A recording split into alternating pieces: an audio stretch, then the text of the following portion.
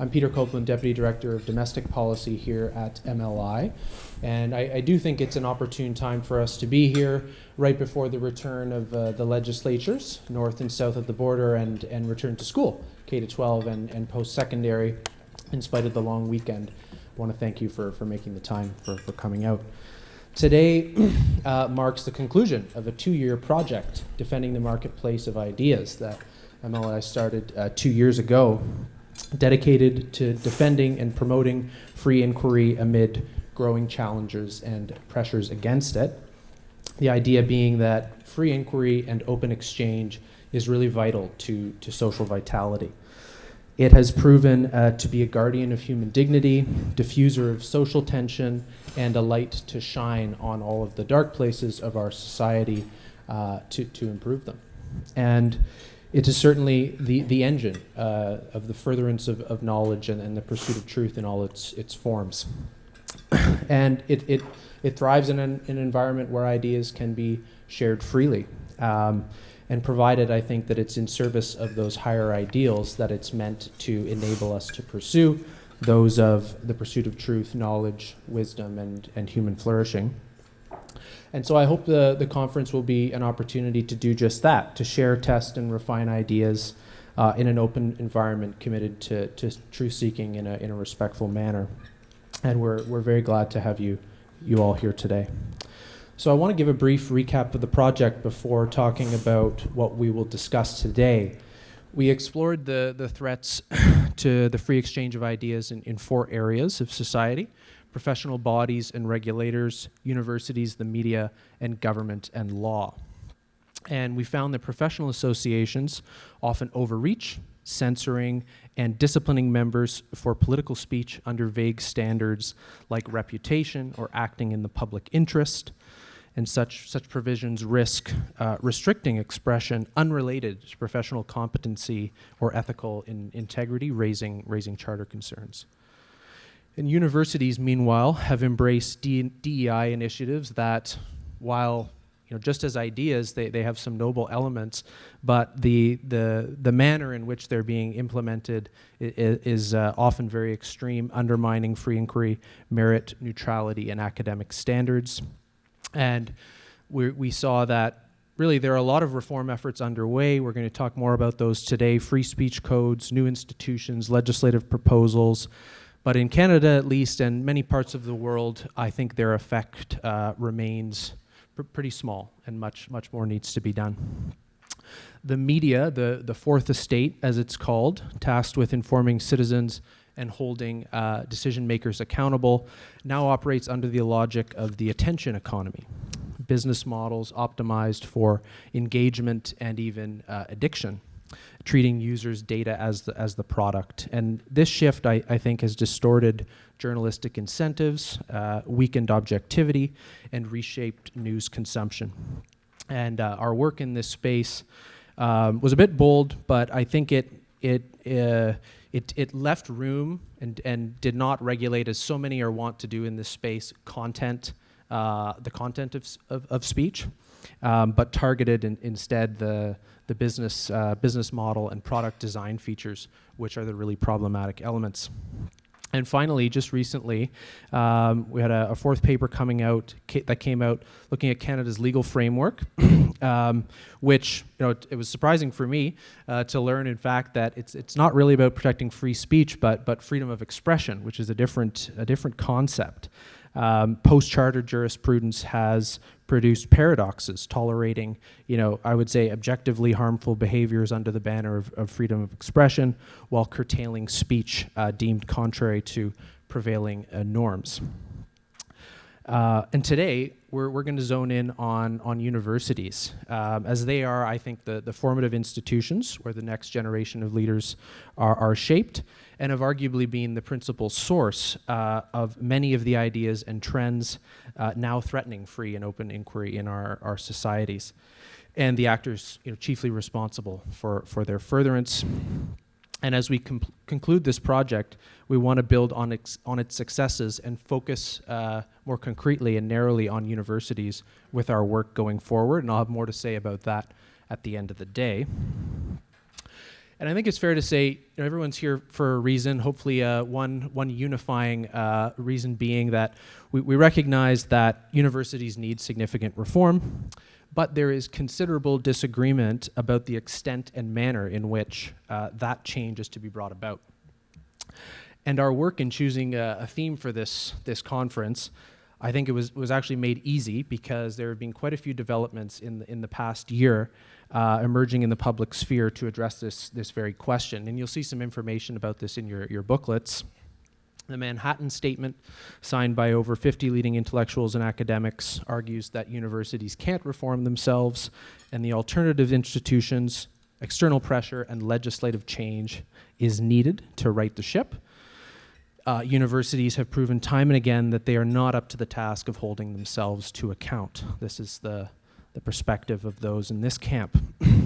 The heterodox academy, on the other hand, pushes for reform from within, arguing that reform is challenging. Academia and its independence is fragile and a precious thing to be guarded, not recklessly tampered with or overly politicized.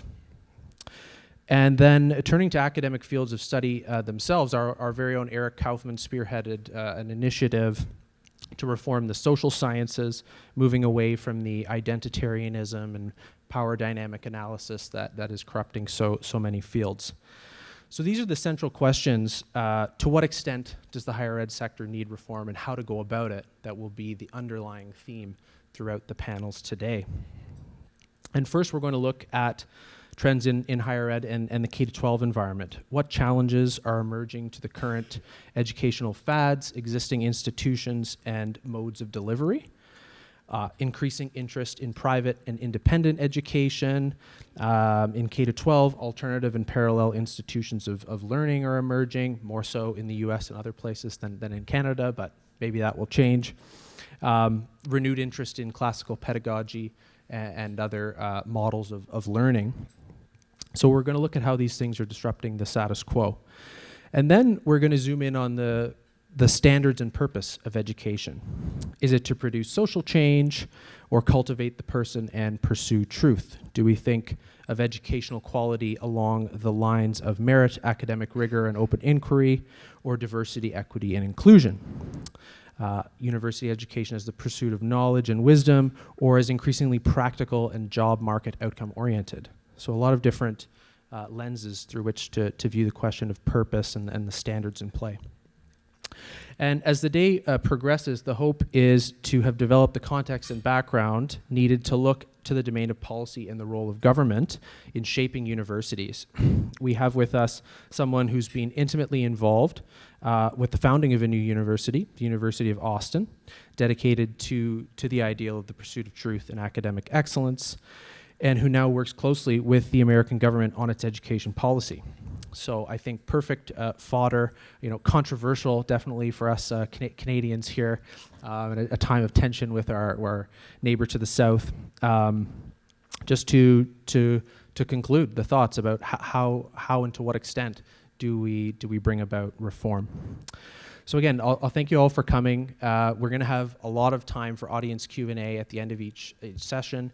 And time for networking at the end as well. So we're looking forward to it. I'll introduce our first panel, and I have an easy shift. I'm just going to move over there in a minute, on alternative models of education and the future of learning. So this, I think we see, we live in a time of considerable technological change, shifting labor market, and dissatisfaction with the regnant ideology. And even an oversupply of graduates who are seemingly less well prepared than before. All these trends are challenging the traditional model of higher education. And in the K-12 space, we've seen an increased interest in private and independent schools, as I mentioned, and in higher ed in new models of delivery, new institutions, fully online institutions, micro-credentials, a lot of things emerging. They're gaining traction and legitimacy. On the one hand, they're clear signs of the demand for change and may hopefully galvanize it in traditional universities themselves. And on the other, they may prove weak and ineffective and peter out and fragment the education landscape in ways that could threaten and undermine quality. So we're going to discuss what these trends mean for the future of learning. And to do that, we have a researcher with us who focuses on education trends in K-12, Joanna VanHof of Cardus. We have Caylan Ford, who is herself an educational entrepreneur, having founded a school committed to classical pedagogy in Alberta. And we have David Livingstone, a professor and chair of the Political Studies program and chair of the Liberal Studies program at Vancouver Island University, who edited and contributed to a book on liberal and civic education and has another on the way, I believe. So we've got the K-12 pipeline covered, a practitioner, and then someone working at the cutting edge of in higher ed to discuss these issues. So please give them a warm round of applause and welcome.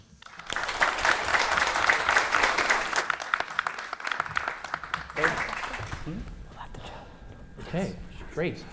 So let's start. I'd love to hear from each of you. Tell us a bit about what you do in connection to these ideas and a couple of big ideas that you want to bring to the discussion today. Joanna, start with you. Sure, thank you. It's wonderful to be here, Peter. I think I want to start by submitting to all of you that any conversation, I think, on higher education is predicated on and needs to consider change in K-12 education systems. So if any of you are familiar at all with our work at Cardus, as program director of Cardus Education, we focus on K-12 education systems, their structure and their outcomes. And particularly, we care deeply about educational pluralism, by which I mean that the government is not the sole responsible provider of education. So the health of independent schooling options is something that we spend a significant portion of time researching and also developing and advocating policy for. And ultimately, I think probably higher education would also benefit from an increased pluralistic landscape. But the big question behind this really is why and what for? What is the purpose of education?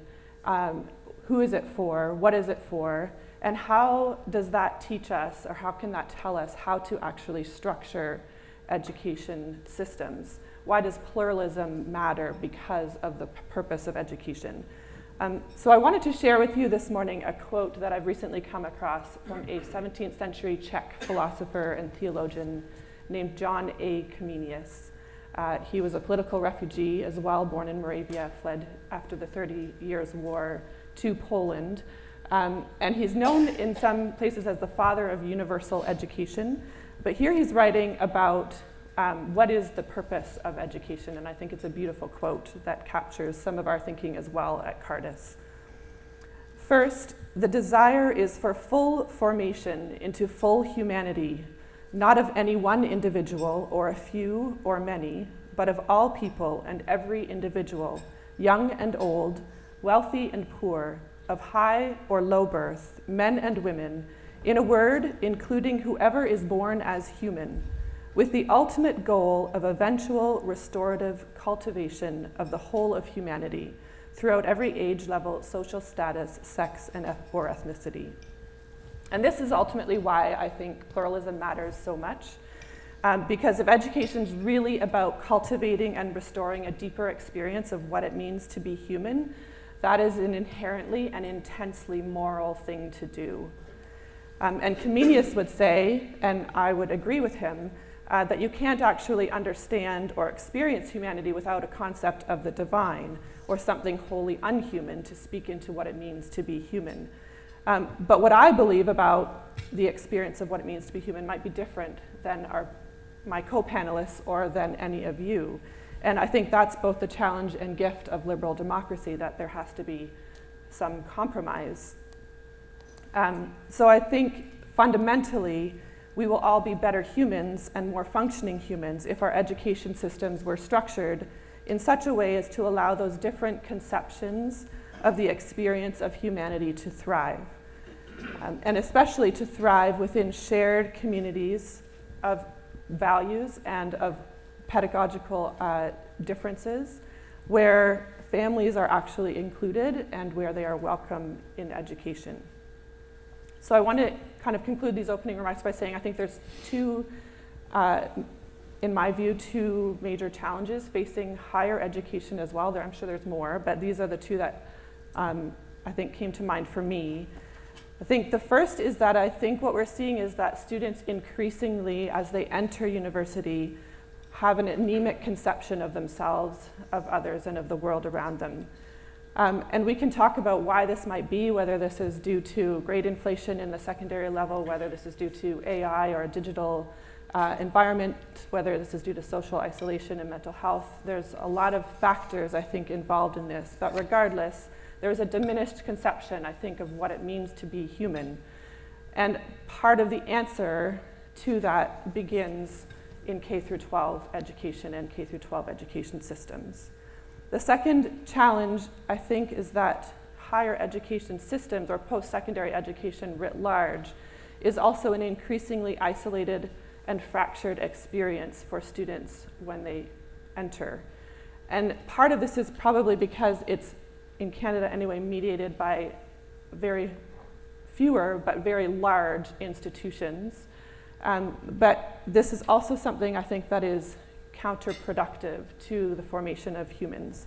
And so instead of integrating technology and vocational skills with the life of the mind, we tend to isolate and fracture these conceptions as well. So I think we need alternative education models that build the experience of community and that exist to educate students more humanely. And that's why we do the work that we do. And certainly we can talk about some of the trends that we're seeing across the country, increased interest in these models. And I think some positive directions, but also some real challenges in moving forward in those directions as well. Excellent, thank you.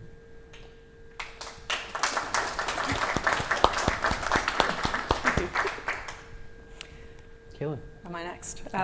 So my name is Caylan Ford. I'm the founder of Alberta Classical Academy, which is a charter school network operating in Alberta. We opened, we're just beginning our 4th year. So we opened our first school 3 years ago. It was a little elementary school in Calgary with fewer than 300 students.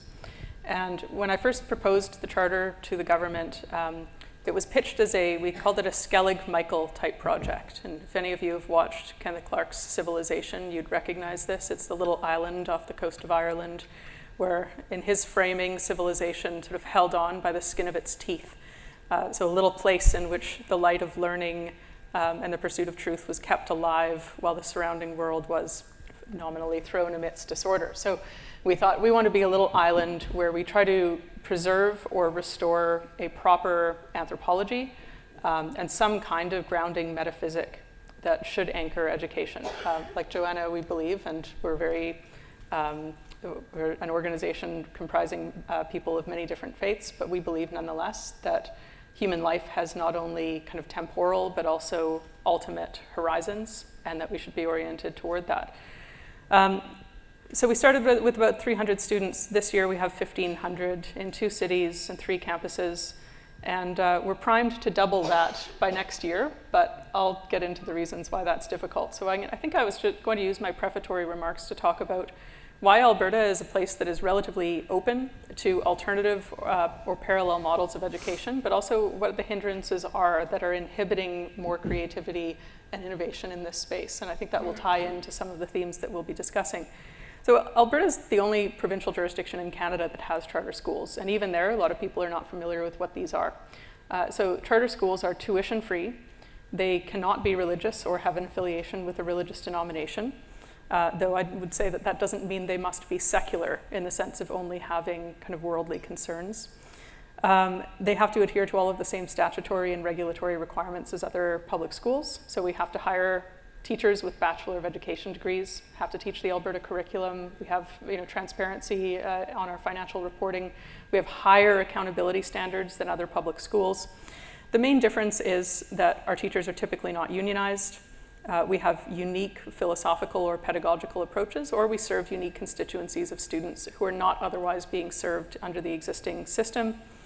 And we have our own boards of directors, so we're not under the thumb of the big district bureaucracies. Alberta is also uniquely favorable for a number of other alternative K-12 schooling models. Private or independent schools receive about 70% of the per pupil operational funding that those students would receive if they were in a public school. So that makes up quite a large part of the gap, which means these are much more accessible options than they are in a province like Ontario. Homeschoolers, co-ops, joint responsibility programs, these are also flourishing in Alberta, and they also receive a portion of government funding. There's a great number of advantages that stem from this. Alberta has lower costs as a result of these funding models. So on a per pupil basis, we are actually the lowest. We spend the least in Canada, we get the best results. This serves students, it serves families who are looking for different options, and it's also a kind of accountability mechanism, because if you're at your local public school and you're dissatisfied, you can, at least in theory, vote with your feet and signal that you would like something else. Or at a minimum, you can join a 5,000 student wait list for the local for another charter school. So this probably has something to do with why American studies have found that in regions that have a great deal of educational pluralism, the availability of charter schools, for example, the overall quality of education rises. So this is really a kind of rising tide lifts all boats situation. But at risk of sounding ungrateful, the regulatory environment still presents impediments to the delivery of higher quality K-12 education, and I think we can extrapolate beyond that as well. For one, we're not able to meet the demand. We can't grow quick enough. We had proposals, I'm griping a bit, we had proposals, as I said, to double our capacity in the next year that were shut down. For every open spot on our campus, we have 10 applicants. We typically have enough applicants to fill 30 to 50 kindergarten classes every year. We fill 6. So we can't actually grow enough to keep up with the demand. We're completely dependent on government to fund and acquire buildings for us. We're not allowed to borrow money. We're not allowed to charge tuition. This is an excruciatingly slow and frustrating process. All schools like ours are also required to teach the provincial curriculum, the renewal of which the current Alberta government, I think, has sadly, needlessly bungled. We address this by vastly overshooting the provincial standards, especially in areas like history, civics, philosophy, geography, economics, but the bar remains very, very low for the vast majority of students. We're also beholden to what's called the teacher quality standards. Now, Alberta, at least mercifully, doesn't have teaching as a self-regulating profession. So we're not as bad as, say, the Ontario Teachers College, which I can elaborate on why these should not be self-governing professions. But we still have a teacher quality standard that's set by the provincial government. This was written under Alberta's aberrant NDP and has not been revisited since. These standards have a great deal to say about Indigenous ways of knowing, about residential schools, about the use of technology in the classroom, and very little to say about effective pedagogy or, say, virtue or character-based education or content knowledge or expertise among teachers. But probably the greatest challenge is that we have to teach, our teachers have to have certification. So outside of one little loophole that we've discovered on which we're now increasingly dependent, we have to hire people with Bachelor of Education degrees. And education faculties are, as many of you know, they are often the largest faculty in many universities. They're also one of the faculties with the lowest entrance requirements, the highest graduating GPAs, the worst gender imbalances. They're about 90% female, the least academic rigor.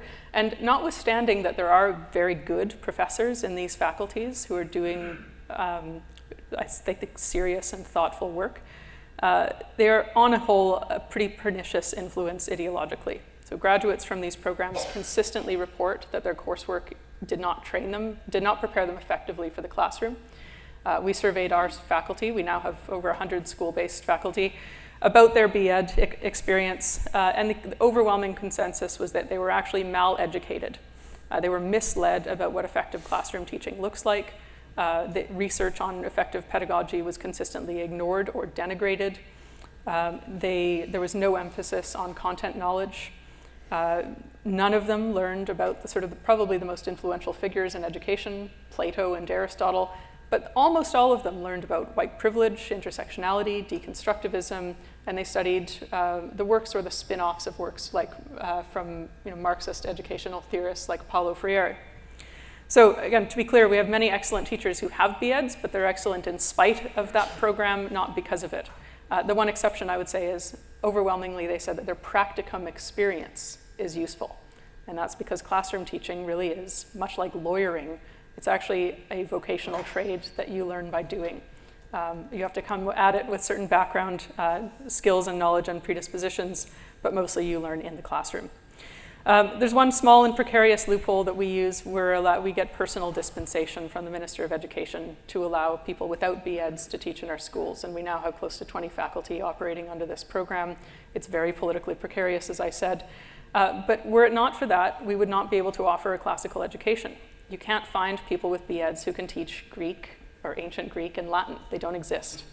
So our entire classical languages faculty comes from this, as do many of our other very, very talented teachers. All of these are problems that a motivated government could solve, right? The government of Alberta could open up alternative pathways to teacher certification. Indeed, this has been part of their mandate since 2019. They haven't done it yet. They could amend the teaching quality standards. They could produce a knowledge-rich history curriculum. And they could do, as the Manhattan Institute has proposed, they could also do a great deal more to direct the universities, including the faculties of education. But the political will is very weak. And so unless and until government decides to actually do the things from the top down, the best we can hope for is more space and more freedom for alternatives and parallel institutions to try to drive change from the bottom up. So I'm not an advocate of pluralism as a good in itself, but rather chiefly as a means to an end in the absence of governments that are willing to do what they ought to be doing here.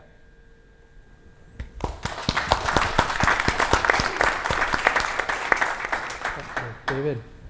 Great, thank you. And thanks to the Macdonald-Laurier Institute for hosting this event. I think it's an important topic and I'm very happy to speak on it. So I teach in a very small university on the West Coast, on the west of the West Coast, on the island, Vancouver Island. And it's called the Left Coast for a reason. And I've been teaching for a long time in the liberal studies department. A lot of people say, well, what the heck is liberal studies? And that's a liberal education, concentrating on the great books and leading the students through sort of the tradition of Western intellectual thought. And unfortunately, my program has now been suspended as of June. And it looks like it may be on its way out. There's no support in the university and the upper administration for what we've been doing at all. I'd say, unlike some other programs similar to ours that might have been decapitated because of hostility, we've died mostly out of indifference. That is, the upper administration doesn't recognize what we do, and there's no sympathetic chord that rings in their soul, even if we try to explain what it is that we do and what the students get out of our program, which is a tremendous amount that they get out of our program. So unfortunately, there might be, as of next year, one less Great Books program in Canada than there is now, and I think there's maybe only 2 or 3 left. So there will be only 2 as of next year. So the universities, I would say, are in crisis. The universities always seem to be in crisis. There's a rich literature that goes back through time, even over decades, that you could read lamenting the decline of the universities. But just as someone once said, just because you're paranoid doesn't mean they're not after you. So the steady drumbeat of criticism against universities might be warranted, and indeed it might always be needed to keep these institutions from falling into bad habits. So just because we keep complaining about universities that they've lost their way doesn't mean that they haven't lost their way. Hilda Neatby wrote an excellent book called So Little for the Mind in the 1950s. She was concentrating mostly on K-12 education, but she reminded Canadians that education, quote, supplies all other industries, including those concerned with the government and the defense of the country. If the educational industry falters, it necessarily follows the whole structure of the nation is threatened, end quote. So in what big sense would I say that universities have gone astray? Universities have become multiversities, as George Grant once said. And as a result, they've turned away from what I would say is one of their central purposes, which is to keep alive within society the pursuit of wisdom and truth. Yes, I recognize now that universities do many things from research to vocational and professional training, But almost no one living in a democracy needs to spend a lot of time defending those roles to the public. Democracy, as we learn from authors like Tocqueville and Plato, always values utility. So what needs defending is the other goal, the pursuit of wisdom and truth. Now, why do we need wisdom anyways? What is the defense? And we could go on at length, and probably should go on at length, but the short answer is because it illuminates the ends or purposes for which we have developed all the tools we have at our disposal. So we might be very technically proficient. We're an extremely technically proficient society, but those techniques and those tools need to be guided towards some proper goal or proper end. So to quote from Aristotle, or to badly quote him, paraphrase him, we need phronesis, we need prudence, we need a way in which we think practically in the application of our techniques towards the proper and noble goals. Students need time to think through what those goals might be, and to immerse them in the tradition of thought of great thinkers who have spent time sketching out what the alternatives are for human beings is a fantastic preparation for them to go into our society as leaders and begin to think about what is good for Canada, what is good for our society, what is good for them, what is good for their family, what is good for their neighborhood. Now, I don't want to spend too much time in these introductory remarks, but I do want to point to some problems about contemporary universities, just apart even from this big one that I've been sketching out on the loss of wisdom. And that is, the universities will say that what they do instead is they teach skills. They teach critical thinking skills, and the schools do this as well. So they default to this idea, well, we can't decide on what the content ought to be. In fact, we've pretty much evaporated content from the K through 12 system. We've replaced it with this other thing called discovery learning, which they always present as something brand new, designed for the 21st century, but it actually comes from at least John Dewey, and he was writing about that in the 19th century, so there's really nothing new about it. But it takes the content out and replaces it with critical thinking skills or a bunch of other skills we're supposed to develop. Well, how's that going for the universities? Let's say that is a suitable goal, and that's what they should be doing. Well, there's a study that came out from a number of sociologists. They looked at 5 big universities in Ontario, and they surveyed thousands of students who were attending these different universities. To quote, the report says, after pooling the results of the 5 surveys, we found that only 44% of survey participants could be classified as functionally prepared to do well in their university studies. So that's less than half, 44%. An almost equal percentage, 41%, were identified as at-risk students. The remaining 16% were classified as dysfunctional. Family background did not make a difference. Neither first-generation university attenders nor international students were more likely to be dysfunctional or at risk. A 2014 Statistics Canada study found that 27% of Canadians with university degrees scored in the lowest 2 ranks. There were a total of 5 ranks for literacy. Scored in the lowest 2 ranks out of 5 ranks for literacy. That's 27% of the graduates of universities from Canada. The authors of a book called Lowering Higher Education refer to a new mindset in university among undergraduates, which they call, quote, entitled disengagement. Many students now feel entitled to high grades, even when they put in little or no effort. For example, a recent study found 1/3 of students expect a B in a course merely for attending classes, not for doing any of the work, not even for necessarily listening, but simply for attending to the classes. They feel they should get at least a B. Grade inflation is a problem. 84% of grades reportedly assigned in Canadian universities are either A's or B's. 84%. In 1950, according to Yasha Monk, the average GPA at Harvard was estimated as 2.6 out of 4. By 2003, it had risen to 3.4. Today, it now stands at 3.8 out of 4. At Yale, for example, 80% of grades awarded in 2023 were A's or A minuses. But the problem is also prevalent at less selective colleges. Across all 4-year colleges in the US, the most commonly awarded grade is now an A. The system actively punishes those students who might take risks by enrolling in truly challenging courses, says Yasha Monk.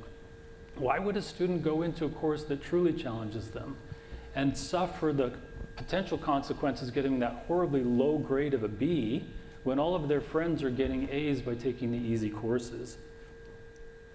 I fear that the use of generative AI will only make matters worse as well. It's becoming almost impossible now for professors to tell the difference between a paper that's been turned in by the student that they did themselves versus one that they just generated with AI. We used to be able to be pretty good at detecting where plagiarism was because, especially in the smaller classes, I get to know my students quite well. I talk to them, I see some of their writing samples, I get to know how they speak, how they think to some extent. When the paper would come in, it was clearly not in their voice. It was using language that would be unfamiliar to them, I know. I could call them on it. Or I could do a quick search and it would, in a matter of milliseconds, tell me where the source was that they plagiarized this from. And I'd call them into the office and there'd be tears, but then they would reform and then they would actually write and then they would go on and they would thank me later, hopefully. But now it's almost impossible to tell the difference between an AI paper and one that they've done themselves, aside from the fact the one they did themselves is usually worse. So they have an incentive to use AI to try to get the higher grades. All right, well, if universities are failing in some of their most basic tasks, what are some alternatives? What about a new university in Canada?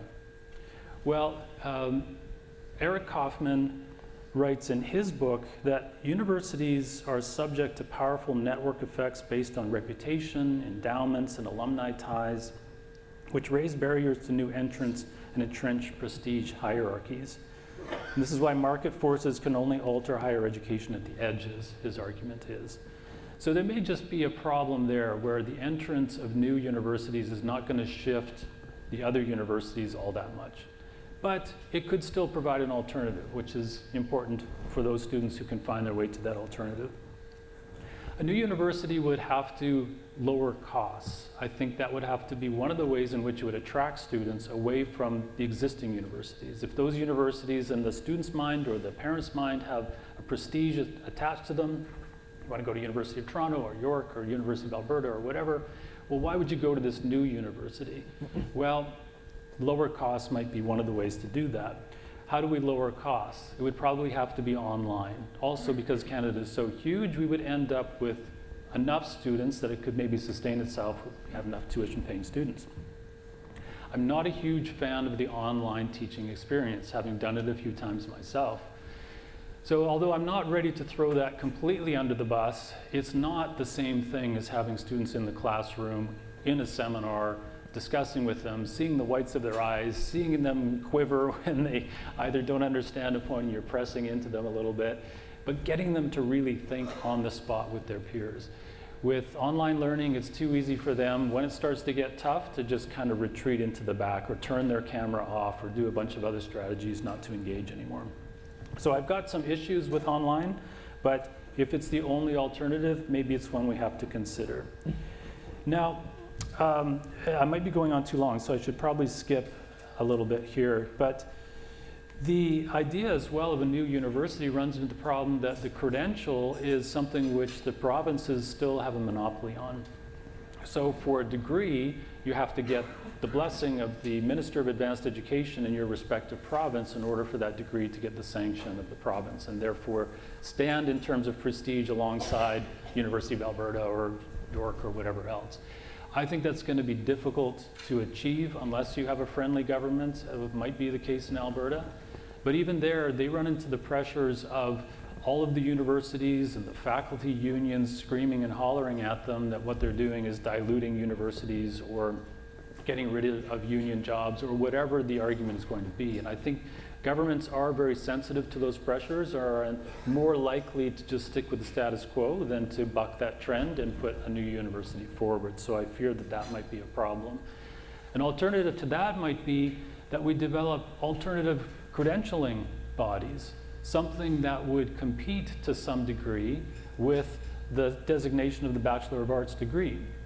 If it becomes more well understood by parents, by employers, by the students themselves, that the universities are not actually fulfilling their role, that the critical thinking skills that they promise are not actually the ones the students come out with, perhaps there could be another credentialing body that's established, which is a nonprofit, non-government, which does sort of the better housekeeping stamp of approval on different degrees and credentials. We've looked into this. We see that this actually does what it says it does. It produces good thinkers, good policy thinkers who might be going into government or anything else, good civic leaders, and this is a credential that employers might recognize and then prefer. So that could be an alternative as well. I think I should probably end there, but I would say that for me, still, one of the major problems is this loss of what I would say is the central or key purpose of universities, and that is that pursuit of wisdom. And I see Randy Newell is in the audience, and he'll be presenting a little bit later.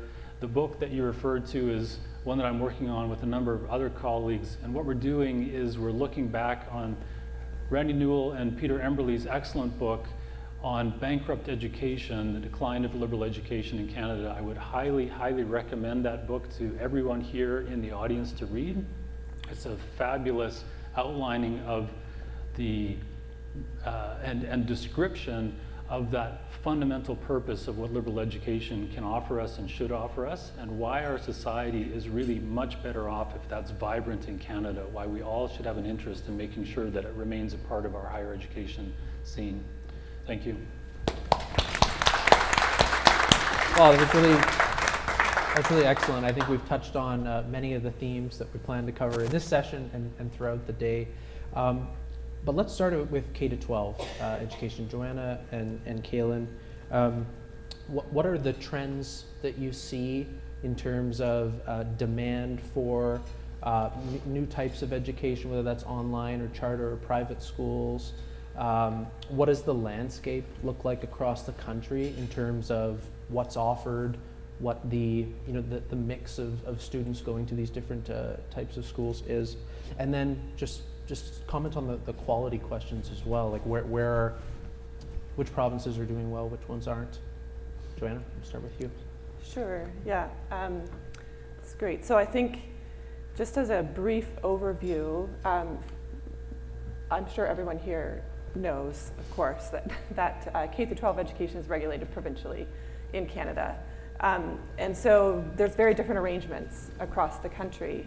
But I think Caylan sort of featured Alberta, and I would say if we think about, kind of hold Alberta in our minds as perhaps the province that is most conducive to the idea of choice or options, alternative options in education. There are other provinces as well that support other options outside of public education significantly. In fact, all five largest provinces in Canada outside of Ontario do offer significant financial support for alternative models of education, for independent education. However, there are different regulatory requirements associated with that. And I think maybe highlighting Ontario as sort of the province in relief to Alberta is kind of a really excellent, sort of gives you the two poles of the country. Because Ontario does not provide any funding for anything outside of the sort of four public models of education. So Catholic and French and English public education are 100% funded, and nothing else is. I think it's really interesting. Ontario provides a really interesting landscape to study because it's really sort of an open market, because it doesn't provide funding, it also doesn't regulate. So there are no requirements for elementary school teachers to be accredited. It's very easy to start a new school in Ontario. You have to, I think, pay $350 and have 5 students and submit a notice of intention to the government once a year that you intend to operate a school. And so one of the projects that we're currently working on actually is looking at new school startups in Ontario, because it's just such a kind of robust environment for that. But what you have sort of is this twin problem of like significant innovation, people who really desire change in education, who are eager to start new schools. It's difficult to sustain a school, so you have a lot of school turnover. It's kind of a volatile environment in Ontario. And we also see at the same time, I think that lack of regulation being exploited, and some really low quality offerings as well being offered. So there are certainly what I would call credit mills that exist in Ontario. Out of the more than 200 new schools that have started post-COVID, according to the government's sort of list of private schools in Ontario, the majority of them are Montessori or nature school based, so there's some innovation there, but there are at least 74 of them. I think when we did our analysis, this is still like pre-publication, but so very, very, very initial, that I would call low quality or like credit emphasis, perhaps mainly offering tutoring services, but a course here or there. And some of them are really kind of questionable in terms of are they actually serving a purpose for education, or is their purpose in reality something other than that? So I think you have in Ontario sort of this scenario where a lack of regulation also means a lack of quality, and ultimately a deterioration of the OSSD as it is marketed internationally. It has become something that I think is accessible online worldwide, but that I think that ultimately contributes to a lowering of the standard, because it's impossible for government to actually do the inspections in Ontario of all of those offerings well when it's a very small department that is in charge of the inspections, and they can't also meet the demand of the inspections that they need to do.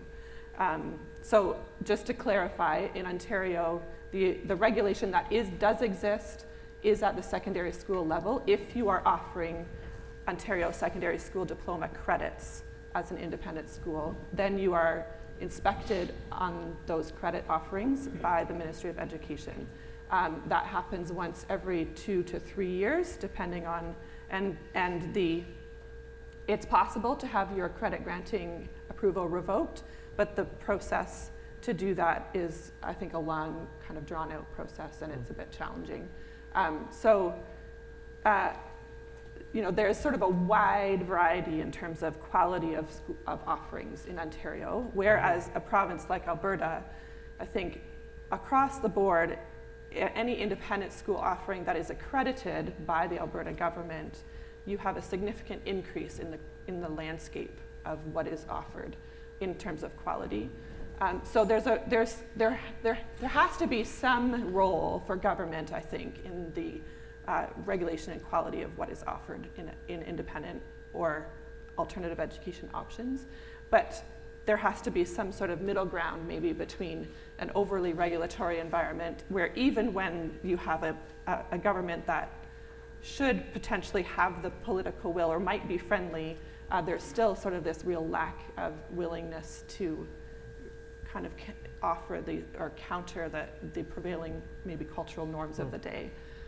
Whereas in Ontario, I think we're not even at in terms of the public conversation, we're not even at that spot where we can talk about, the fact that we really do need these independent options. Yeah, I'd love to hear from you now, Caylan, but this really makes me think of long-term care, which is, government regulated, public and private in Ontario, but because, public is fully subsidized, private to have a viable offering, it's tightly constrained, so they have to cut corners. And that's what you see with some of these institutions, whereas charter schools, they can compete on the level ground, but introduce all of the market and choice forces which improve quality. So, yeah. Caylan, yeah. I think you'd asked the question, what is what is impelling the growth of alternative options or something? Yeah.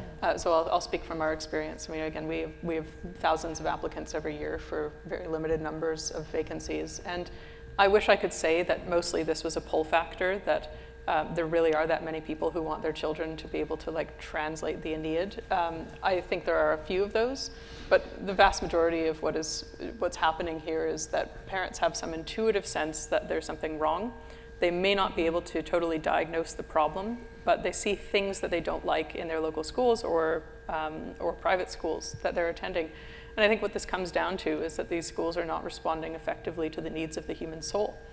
I don't think we need to discuss at too great a length what the problems are. I think everyone in this room probably has a sense of this. But when we think about what do human beings need, and David alluded to this, it's not, we're not made for utilitarian ends.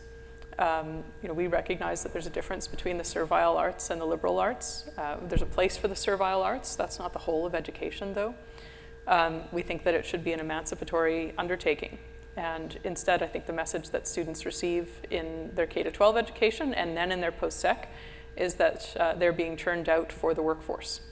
So we like to quote on our website, we quote an aphorism from Confucius who says, "Junzu bu qi," which means a gentleman or an educated person is not a tool. I think human beings need roots. We need to know that we belong to something that is greater than ourselves. So we need to be rooted in place, in time. We have to have a sense, I think, that we are part of an intergenerational project, that we can draw from the nourishment of the kind of cultural loam in which we are situated. That's severed in too many schools. They don't learn anything about history, or if they do, they learn that it's a place of darkness and oppression, and we should get as far away from it as possible, as quickly as possible. I think we need habituation in virtues to be flourishing human beings. Most schools will emphasize things like social emotional learning, which can be done well, is often done poorly. It kind of amounts to navel-gazing and self-obsession, and this is very damaging to mental health. Whereas we employ a language of virtue, and we believe that we should be habituating students in the way that will teach them how to order their own souls well and have justice in their own souls. So I could go on, but I think this is basically what's happening, and different parents perceive this in different ways, and this is what's driving them to try to seek alternatives. At least that's in our case. Okay. Before we move on, David, you mentioned a number of statistics about educational quality. Joanna, maybe you have some of these figures at your fingertips, the change in demand. I know, for example, after the pandemic, there was a significant increase in demand for alternative education at the K-12 level. Do we have a sense of what it's like across the country? I think what we saw really in COVID, although just before I answer that question, to respond to just something you just said, Caylan, I think what is fascinating to me about the demand for independent education, also holding Ontario in relief of Alberta, is that the percentage of students accessing independent schools is the same in both provinces, approximately 7%, give or take. And I think what's fascinating to me is if the access to those options could change, like to me that indicates that despite the lack of financial support, despite the difficulty in finding perhaps the options, parents are still choosing them, and choosing them to a pretty significant proportion. More than 160,000 students in Ontario are educated outside of government public schools. So if we could open that access up, I just think that demand would only increase. But to your point about statistics and the trends, I think what we saw during the COVID years was that parents really got a window into what was happening in their various public school classrooms, and there was almost immediately a more than 200% increase in the number of families who began homeschooling or some form of home education. And so then we saw things like learning pods and micro schools start to develop. And so part of the reason that we're asking this question in Ontario about new school startups is like how much of that actually has been able to be sustained. Because we did see The most recent Statistics Canada figures show a drop again in homeschooling. So parents have either chosen to go back to their local public school or to go to independent schools that have started. So I would say there has been an increase. We have seen increases in independent schooling options across the country in a more consistent manner, though, but there hasn't necessarily, there was sort of this big spike in homeschooling. There hasn't, and it's come back down. There hasn't necessarily been like a huge jump in terms of the number and outside of wait lists. Like I think Caylan's, the fact is that these regulatory barriers do exist, and it's difficult. It's easy to start a school, it's difficult to sustain a school. And so I think that's part of the challenge. Great, yeah. So David, you mentioned in your remarks quite a few figures pertaining to educational quality. How would you describe the trends over the years in terms of preparedness from the K-12 system to entering into university? Yeah, it would just, for me, that would be anecdotal because I haven't done a whole lot of research on that. One of my problems over the last few years, in part because I'm a parent and my kids were going through the public education system in British Columbia, and we didn't have very good alternative options in the small town of Nanaimo, which is where my university is.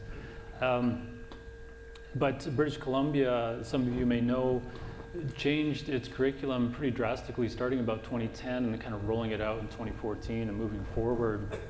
And they really went hard into the direction again of discovery learning, which is all based, as far as I can tell, on the writings of John Dewey and the progressives.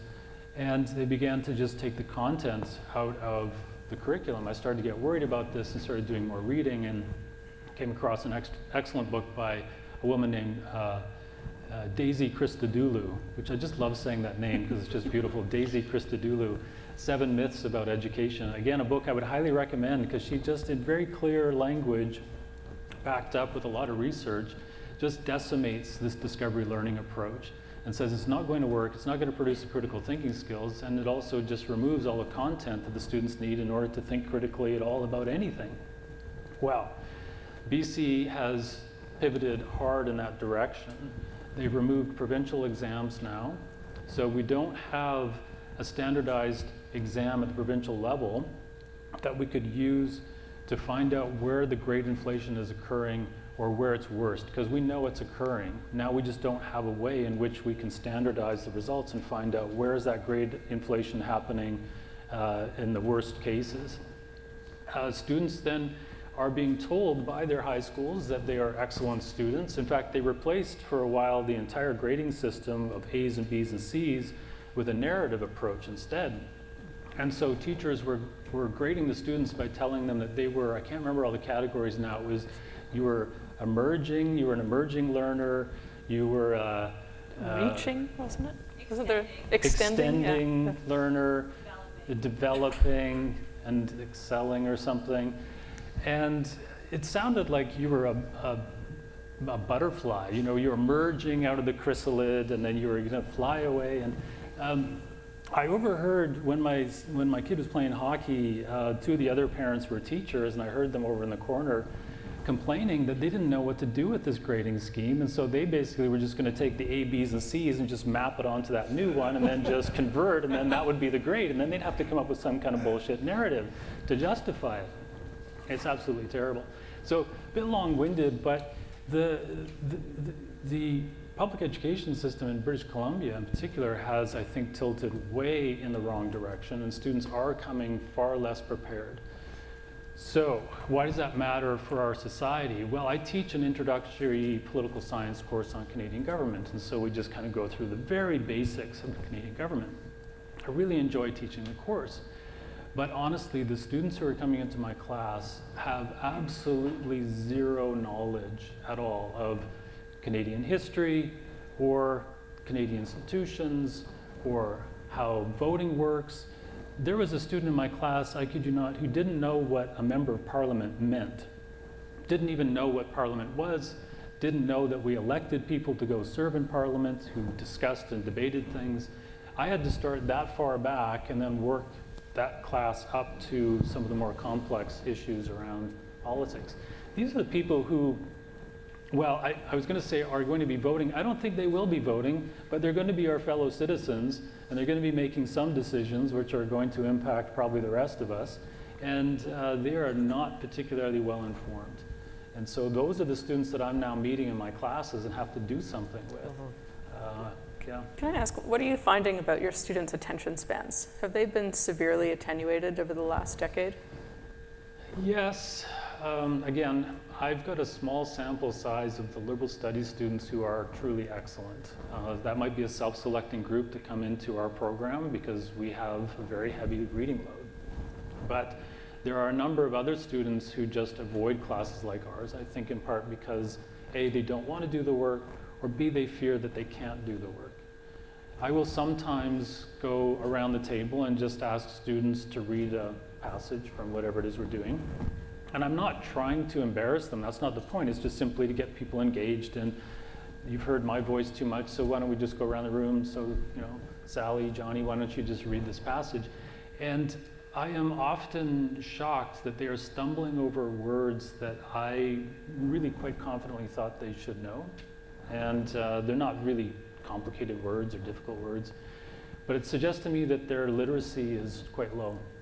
So I think that might be part of it as well. The attention span narrows, they're not doing very much reading anymore. They certainly don't do any recreational reading. Over the summertime, you know, we used to read a novel or something just for fun, and they don't do that anymore, so their vocabulary drops. So now when I do try to assign a work to them, they really struggle to understand it because they don't even know what the heck the words mean. Yeah, okay, this has been really interesting lens on quality through pedagogy. I want to talk now about the institutional structures and incentives in place and how that's affecting quality. Caylan, you mentioned accreditation and teacher bodies and regulation. Why don't we start there? What are the trends we've seen over the past decade in Canada with respect to, you know, how teachers are accredited? What are the different models in play, and what sort of outcomes do they have with respect to the quality of education? You mentioned your students are not doing recreational reading. Whenever we interview prospective teachers, we usually start with what we consider a softball question in the interview. So, well, what are you reading? What have you read recently that has maybe sort of shaped your perspective on your vocation? Many of the teachers who are coming out of the public school system, overwhelmingly, they actually get offended at the question. They say, well, you know, how dare you, what are you talking, I'm a teacher, I am too busy to read recreationally. Or if they must, they'll say, oh, the book that most shaped their educational philosophy was some book that their professor in their education faculty wrote that they had as an assigned reading in undergrad. This is the last book they read. So these are not people who are serious about learning. As I mentioned, I think the Teachers Colleges vastly undervalue knowledge. I will read to you a little bit. So I mentioned Alberta has the Alberta Teacher Quality Standards, which are bad, but then I looked at Ontario. Ontario treats teaching as a self-governing profession, right? So it's a professional body that is sort of has this, there's a provincial statute that tells them that they get to be in charge of how teachers are credentialed, how they're evaluated, the kind of ongoing professional development that they receive. And this body, the Ontario's Teachers College in this case, and most provinces have something analogous, it also has a pretty significant influence over what the Bachelor of Education programs teach, because obviously they want their graduates to be in accordance with the standards that are set by the profession. So I looked at the Ontario Teacher College website and I opened up their recent report on accreditation, and this is the first sentence. The Ontario College of Teachers acknowledges the role education has played in the genocide of First Nations, Inuit, and Métis people. That's the very first line. The first paragraph of the next page says, throughout the consultations that informed this updated edition of our accreditation resource guide, two key themes consistently emerged. The need for a firmer foundation on building equity, diversity, and inclusion, and a sharpened focus on climate and the environment. It says that teacher trainings must explicitly include anti-racist, anti-oppressive practices, culturally relevant pedagogy. They have to infuse Indigenous knowledge systems, equity and inclusion, critical thinking, critical literacies, and social emotional learning. Now, I thought this might be a glimmer of hope. It also said that teachers should have specific curricular knowledge. I thought that's great. They should actually know something about what they're teaching. That's not what it means. In reference to math competencies, for example, it says that teachers must have an understanding of the role of social emotional learning in mathematics. That's an example of subject-specific curricular knowledge. So this is the accreditation body. So look, I think we can all agree public education is a matter of public interest in the sense, as you mentioned, that the state is the souls of citizens writ large. And we all have an interest in how future citizens with whom we will share a society are being formed. This is the public interest dimension. I don't think that these bodies are qualified to govern their professions in the public interest. I don't think the people in them have the intellectual or the moral formation that would allow them to make those determinations. So what do we do? And I don't say that to mean that no one is qualified to do that, but it's something that requires, I think, a lot of very deliberate formation and also a lot of humility. So absent that, what do we do? Well, maybe the best answer we can come up with is we try to trust the wisdom of crowds, either in the sense that we allow market forces to play a greater role and kind of devolve responsibility downward to the more local levels, or we trust the wisdom of the crowds in the sense that we want them to elect governments that will actually do the things that they're elected to do, which many of our ostensibly conservative governments don't do. Can I? Yeah. I think maybe related to this question is to consider what are alternative civil society pathways for things like accreditation of teachers, which I know that you have genuine interest in as well. But one of the under recognized institutions that is part of the independent school landscape are independent school associations.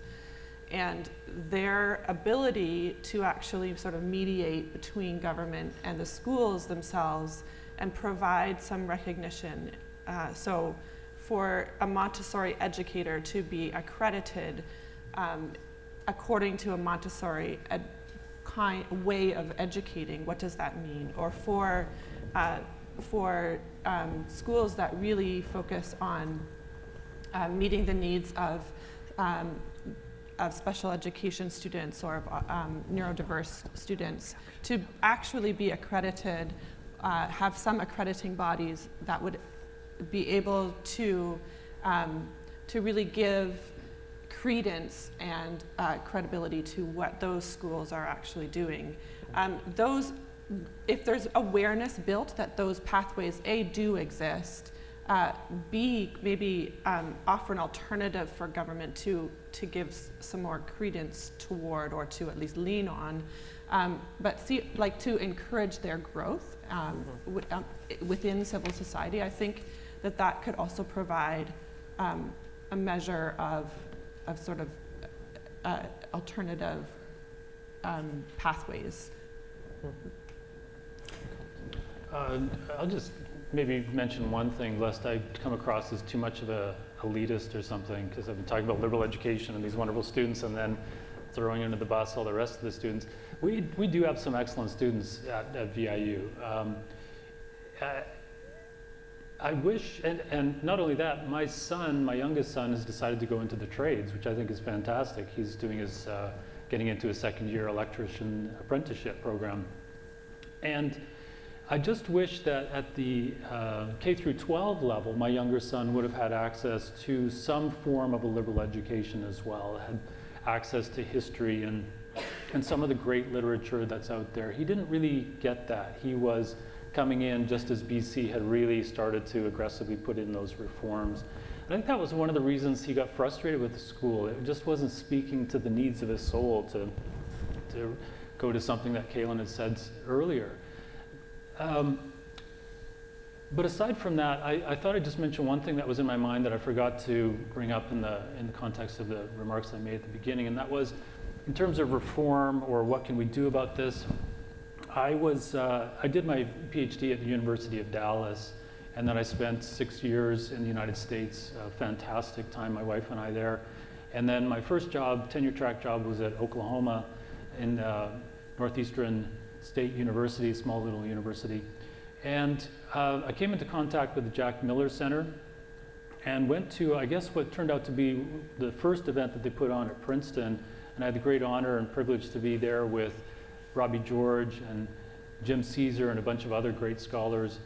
And we spent 10 days, I thought it was Elysium Fields. I thought I'd died and gone to heaven, because I thought that's what academia was supposed to be about. We were talking about America's founding principles and political philosophy and drinking red wine and eating filet mignon. And I was very early in my career, and I thought, wow, this 20 years of this is going to be fantastic. I've chosen the correct path, but no, it didn't turn out that way. But at any rate, the Jack Miller Center I thought was an inspiration, because even at that moment when they were just getting started, and they were partnering with the Lehrman Center at the time, they had this long-term vision. They said, what we need to do if we want to reform higher education is we need to, A, get private philanthropy to back us. B, we have to find those scholars who are interested in the things that we think need to be taught in universities. And those scholars are having trouble getting jobs at the universities, in part because they can't get a foothold, they can't get in, they can't get the experience, they can't build their CV and get the publications they need to compete for those positions. So what we'll do is we'll start to fund postdocs for these students and get them that experience and that training and beef up their resumes. Now they're in a position to go and apply at some of the other major universities, and now they're in. So it was a long, very long, decades-long plan to retake the institutions slowly from the outside. And they've built an enormous and productive network of scholars who now can support one another and engage in thinking about curriculum and curriculum reform and educational reform. And then they've branched off into public school teacher professional development. And I worked with one of these as well, not with Jack Miller Center, but with the Dallas Institute of Humanities and Culture. And I think that's another thing that we could be thinking about, is how could some of these, say we get some of the scholars who are interested in the things we're talking about working in post-secondary, coming together to form an organization that could begin to do some training in the summer with the kinds of teachers who are going to be teaching in your classes, for which you say they don't have the necessary background already. Yeah. You know, can we be Let's do it. to supply that? Like, I mean, I think that it's an atrocity. Like, Stefan is sitting alone here. Sorry, Stefan, he's like one of the top legal minds in Canada, doesn't have a home in a Canadian university. It's just, it's appalling. And I think there are so many of Canada's top scholars are homeless here. They go abroad, they go to the UK. You know, from my perspective, you know, my next priority is, after we get up to a K-12, is, well, we then need a teacher's college. So we're kind of institutionally turning our mind to, well, can we create a new post-sec? Can we create something kind of like Dallas, maybe?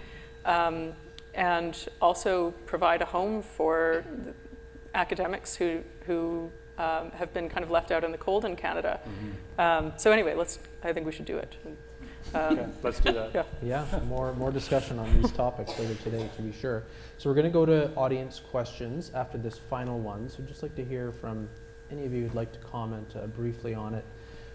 We've heard, Joanna, I think you gave a great example, Alberta and Ontario, how the institutional mix and incentives and regulatory structures can make a big difference in outcomes and quality. So do you see some examples maybe around the world or around the country that are really getting it right in certain respects?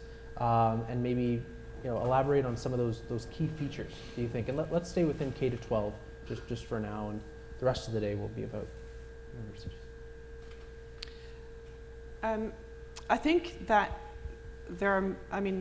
educational pluralism is the norm, actually, in many democratic countries around the world. It's challenging, I think, cross-national, to look at cross-national outcomes and make cross-national comparisons, to really get into the weeds of, like, every country has different accountability mechanisms that they would apply. But I think some of the countries that come to mind that have robust pluralist options and continue to have high academic outcomes. The Netherlands comes to mind, although I think they have recently removed some of their exit exams that they used to have in place, so there's maybe some lowering of the quality that's there. As well as countries like Denmark, countries like Belgium has a significant amount of pluralism. And all of them are able to balance the autonomy of schooling with quality kind of outcomes for their educators, for their students. And I think what this also does is it provides educators a home within which to work, and kind of probably leads to greater flourishing within the educational profession than what we would maybe see here in Canada. So those are some of the countries that I would look to. We've done a bit of an assessment of 17 different countries that will be coming out in the next few months on kind of the extent of educational pluralism that does exist in those countries. I find like a lot of times we go to PISA results for kind of the academic outcomes, which is a marker. Like, I don't disqualify that, but I also think it's not everything. So yeah, I think that there's some work probably still to be done around which countries have real models that are really excellent that we can follow. But certainly the Netherlands, Denmark, and Belgium, those are countries that I would look to as kind of hallmarks of educational pluralism. Okay. I might divert just a little bit Sure. from the topic. So it seems that one of the problems that we're trying to balance here is as society grows in complexity, in scale, and anonymity, the importance of credentials and of kind of bureaucratic processes and accreditation becomes more significant. I've talked a lot about the Bachelor of Education today. It wasn't until the 1970s that the B.Ed was even really a thing that was a standard that was expected, right? There were normal schools before that. You just have sort of intelligent young women going into teaching, right? So I think one of the things that we need to be wary of is just there's the problem of kind of credential creep, as it were. And the jurisdictions that you mentioned, it's interesting that they tend to be small, at least until recently, relatively homogenous environments. So I think the tension that you're often grappling with is how do you increase sort of freedom, pluralism, but maintain standards in a society that is, again, sort of largely anonymous, where you all have all sorts of, you don't know each other, you can't necessarily judge an institution by reputation as well as you could in another kind of context. And I just kind of related to that problem of over-reliance on credentialing. I think this just goes to, and I'll sort of toss this to the next panel, this goes to the role of the university. You mentioned the percentage of students who are actually qualified for university.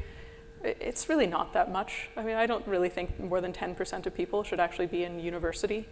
In Canada, it's like 60%. Actually, 60% graduate. I don't know how many attempt and fail, right? But so this is obviously pernicious for several reasons. Obviously, the democratization of university lowers the standards. You've probably all heard of the Flynn effect, whereby IQ kind of increases gradually over time. Well, the Flynn effect has plateaued and is now reversing. So more university degrees, more credentialing does not actually mean more education, and we should be careful with that conflation. The expectation that more people go to university, I think, is contrary to the public interest in many ways. It causes people to delay family formation, delay entry into the workforce, go into huge amounts of debt. And if we focus just on the family formation dimension, when our total fertility rate is plummeting toward 1 child per woman, we should be doing everything possible to make it feasible, not just financially, but normatively, for people to start families earlier. So that's a massive reason I think we should not be trying to push everyone into higher ed. And finally, you have kind of Peter Turchin's elite overproduction problem, right? When all these people are graduating with degrees, they think they're going to enter the knowledge class or the ranks of the managerial elite, but there are not that many roles. This is a major source of civilizational instability that we should, I think, be wary of. I think one of the questions that we sort of talked about in pre-panel discussions was, well, should we have more colleges, more vocational programs? Well, yes, but also no, because you actually shouldn't need a credential to be a hairstylist, as you now do, right? So I think we actually probably already have an over-proliferation of many different types of colleges. Anyway, I will end there and let the next panel grapple with these ideas. Yeah, I'll maybe just be brief again. Going back to British Columbia, just think about pluralism and what maybe stands in the way of pluralism. The British Columbia Teachers Federation, the union, is very, very powerful. The unions are powerful, I think, in many provinces. What I found really interesting is here's a union that clearly has an ideological sort of stance. Fine, that's what unions do. They tend to be left of center anyways. But they have arrogated to themselves the role of determining the curriculum in so many ways, taking a hand in designing the curriculum, supervising the curriculum, deciding what the professional development days will look like, who the guest speakers will be, who are the authorized panelists who are going to be coming to talk to the teachers, blah, blah, blah, blah, blah. And I thought, well, this is curious because I don't know, for instance, in the medical profession, whether the doctors would be particularly enthusiastic about their union, which is supposed to be negotiating contracts and wages, suddenly weighing in and telling them how to do their surgery. I don't think that would be tolerated. Somehow it's tolerated, permitted, and encouraged by the BC government that the union get involved in this. And so it's no surprise in a way that I think the curriculum looks the way it does. So there has to be probably some work done there as well to get some daylight between the union and whoever is going to design the curriculum. Great ideas. Let's turn now to audience questions. My colleague Jacqueline has a mic, and Kelsey back over here. Great. Zach.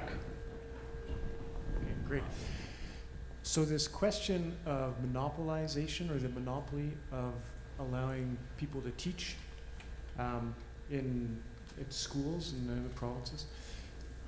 Victor Hansen, from California, he's an American political commentator. One of his proposed solutions to this problem is just to allow people, anyone who has a master's degree, to be eligible to teach, and that you don't have to have a teaching degree from an education school. And so I'm just curious your thoughts on whether that would be a good idea or not. Yeah. My preferred solution is let school boards decide who's best qualified to teach, and then let parents decide which school they want to send their child to. But that's too radical for provincial government to seriously contemplate. So the other suggestion that I've tried advocating is an alternative, especially to the 2-year post-degree BEd. So if you already have a bachelor's degree, in most provinces it's now a 2-year program to get the BEd, which is a massive opportunity cost if, say, you have a family and a mortgage and you already have student debt from completing your doctorate or whatever, right? Untenable in most cases. So as an alternative to that, and based on the surveys that we've done of our teachers, I've suggested a 1-year paid practicum-based post-degree BEd. So a school authority would sponsor it, pay some nominal amount, at least to reduce those opportunity costs. It would mostly be you're working with a mentor teacher. Maybe you have like 9 to 12 credits that you're completing remotely or something as a condition of completing the program. Ideally, those credits are not offered through the existing faculties of education. So that's what we've tried to propose to them, is kind of an expedited 1 year, a paid, and have it be focused on actually learning the art and craft of teaching, because we assume that you come with content knowledge. I would hesitate to say that teacher education programs should be completely done away with. I think, like Caylan, I think that much of teaching is learning by doing. So a significant portion of that being a practicum experience is absolutely critical.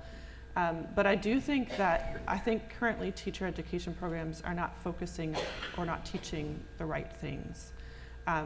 And so significant reform, and there are good pedagogical practices that teachers who are math oriented, I think, should learn. So having a master's in math does not necessarily make you effective in the classroom if you don't understand the pedagogical, practices that are really based in, science. The problem is that most ed faculties are not teaching this. That's right. So exactly. the literacy is the prime example, and this is a scandal if anyone wants to look into it. There's a great podcast called, what's it called? I don't know. Someone did a podcast. You can Google the reading. Sold a Story, thank you. You just sort of get angrier and angrier as you listen to it, but we've seen this too. So we surveyed our teachers, our elementary generalist teachers, on what they learned in their Bachelor of Education about how to teach literacy. None of them were taught what a phoneme and a grapheme is, or actually 23%. So only a fifth actually know what is a grapheme and what is a phoneme. I mean, this is either, what letters look like or what sounds they make. So this is essential if you actually want to teach literacy. None of them were actually taught the science of reading. None of them were taught the cognitive science behind how students acquire literacy. They were not taught the research on the efficacy of phonics instruction. But over half were taught a totally discredited method of teaching literacy called 3Qing, in which kids are basically encouraged to guess at the meaning of the words by relying on images or contextual clues or something. So they're actually, as I said, they're mal-educating teachers. I think one of the benefits of alternatives like this, like the one that I've proposed, is it would, I think, force the education faculties to actually offer value to their graduates. If they have a one-year alternative program that they could pursue as opposed to a two-year classroom-based one, the ed faculties could still hang around, but they would have to actually be doing something that offers real value. Yeah, it's a real challenge when I think really they're turning out students that are entering the majority systems, right? And it's sort of a cyclical, a reinforcing cycle. Another question over here. Hi, Matt Buffton, Institute for Liberal Studies. I want to push back on David Livingstone's idea that a low-cost university would need to be online. I think online learning is terrible. In-person experiences matter a lot. But in Ontario, I think it's safe to say that an average associate or typical associate professor might earn $120,000 to $180,000 a year, plus probably really good benefits. But even setting aside the benefits, they're going to teach about a 2-2 course load, so 4 classes a year. So the faculty teaching cost is $30,000 to $45,000 per class without even getting into benefits. And it seems to me if you had those professors teach 4 4s, you immediately have the biggest expense probably at a university. I think you could get classes covered for less than half of that. And to me, the potential is huge, not to mention getting rid of all the land and just finding rooms without having to acquire acres and acres of urban land, and of course all the admin stuff. You've got all these DEI people and student things that you wouldn't really need at a small, efficiently great books program. Am I too optimistic, David? Is there a chance we can make this work? No, I hope you're right. At my university, we are contractually obligated to teach a 4-4, and my university's bankrupt. It's not because the model doesn't work. We are also ranked 50th out of 50 in terms of universities that spend money on administration as opposed to teaching. So to your point, the administration is a huge load. Don't tell my other faculty members I said this, but I think we get paid more than we should for what we offer. I'm just talking about university professors in general. I'm sorry, the other university professors in the So I think there's probably master's prepared students as well who are really good at content, really love their material, who would be happy to teach in a college-like format that dealt with some of these issues on liberal education, who would do an incredible job and be happy to teach at less than $120,000 plus benefits. So yeah, I think it is entirely possible to do. Other questions?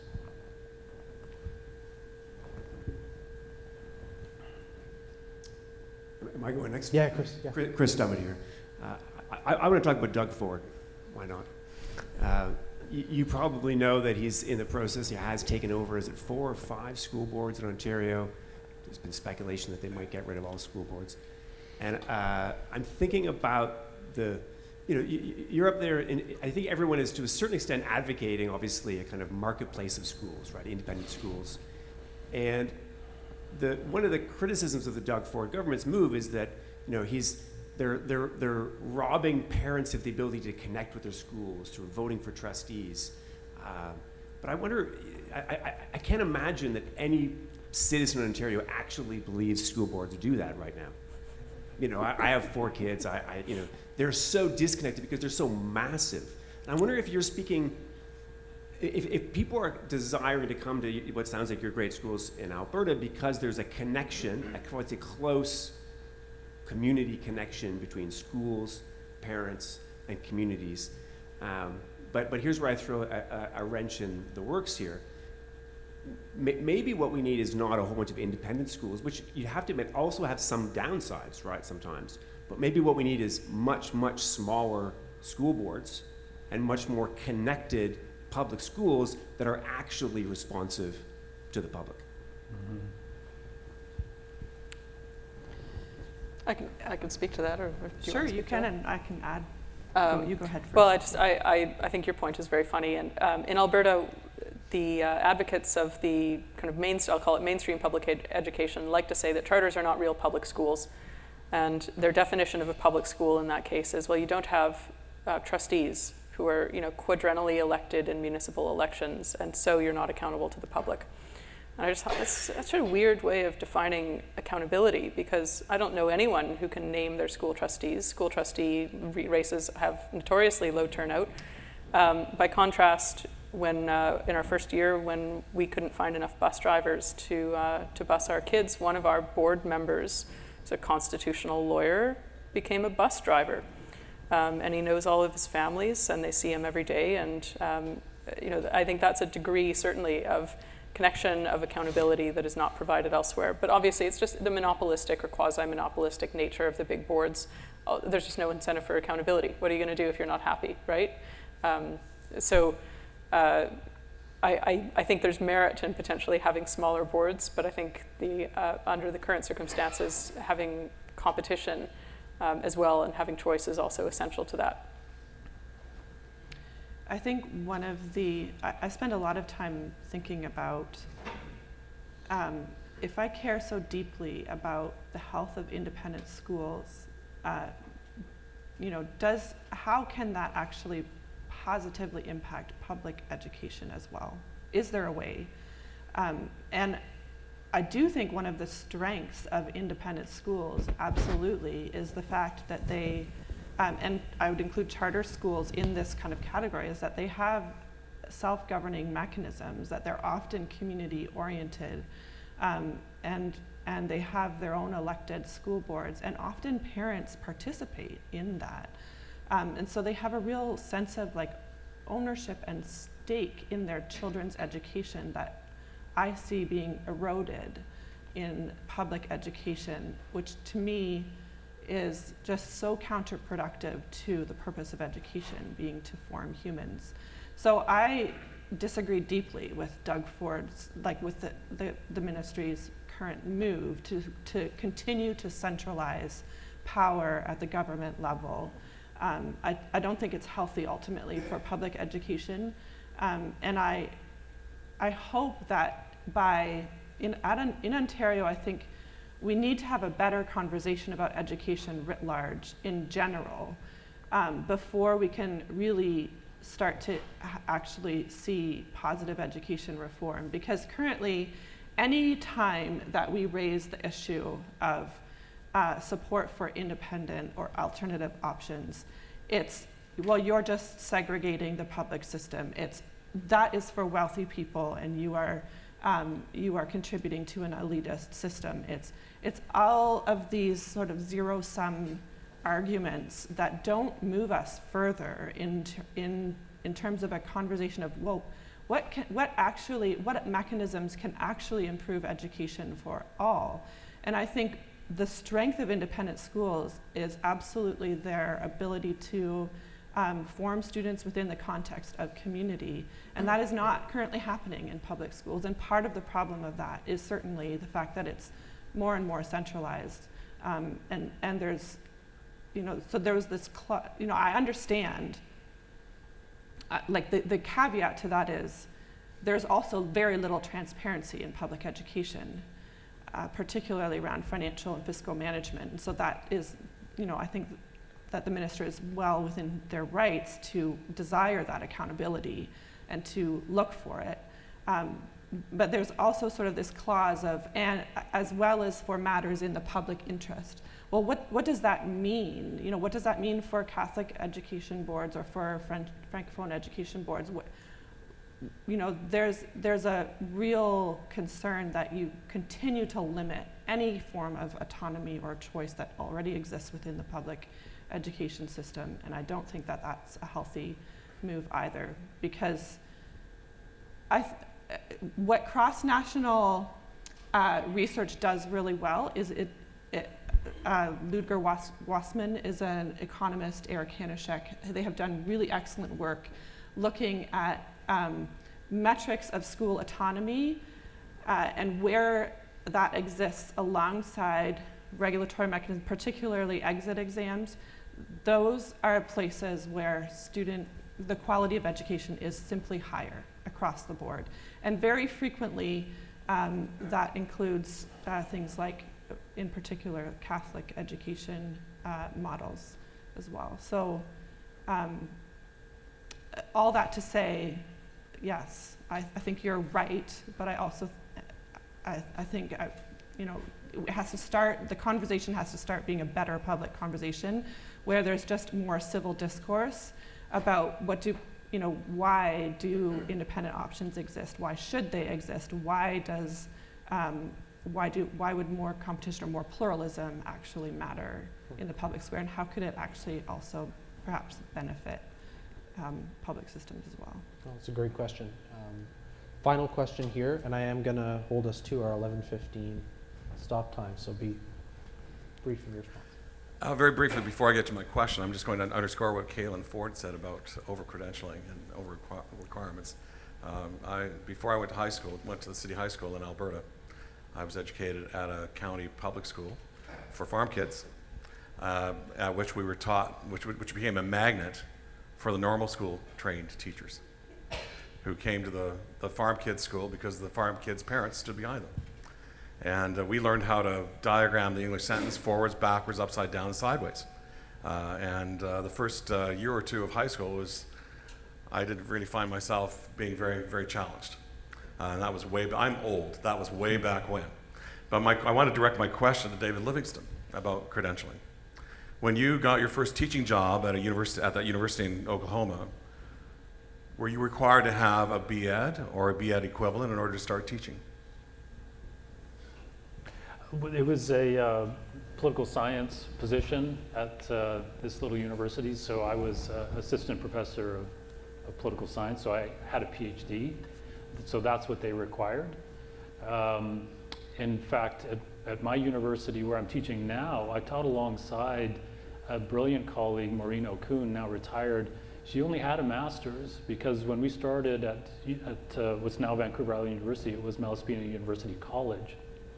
And so they allowed people who only had a master's to come in.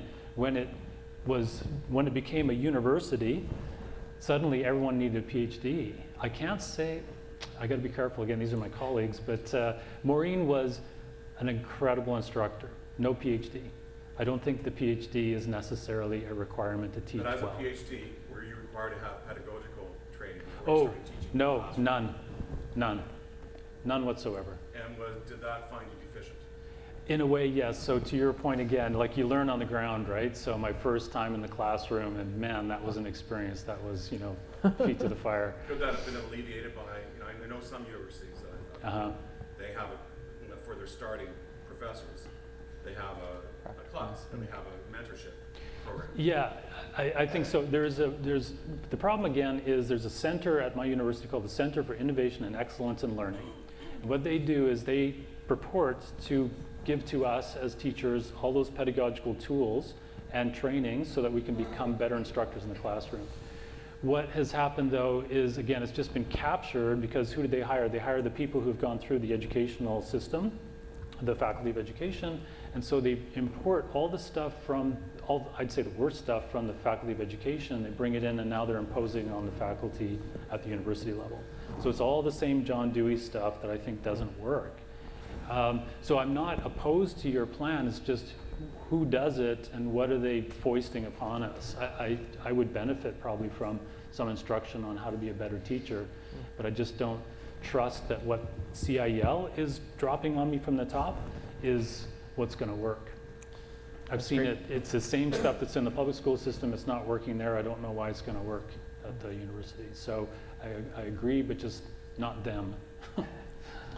Well, very good. I think this was a great start to the day. We touched on many of the themes that we'll just build on further, and I'm I'm only a minute or two late, so I feel like not too big of a hypocrite when I come up and give people the warnings throughout the rest of the day. But we'll take a 15-minute break now and be back at 11:30 for our second panel. Please give a warm round of applause for